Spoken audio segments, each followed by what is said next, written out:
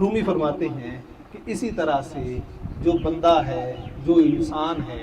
اسے بھی چاہیے کہ اللہ رب العزت کی طرف سے جو بھی ابتلاء آئے، جو بھی آزمائش آئے، جو بھی امتحان آئے، جو بھی مشکل آئے،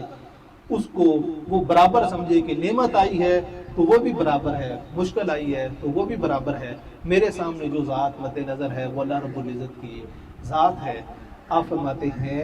چیز تعظیم خدا چیت تعظیم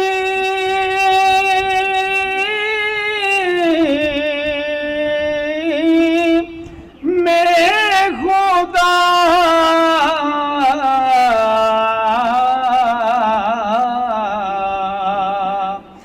افراش تن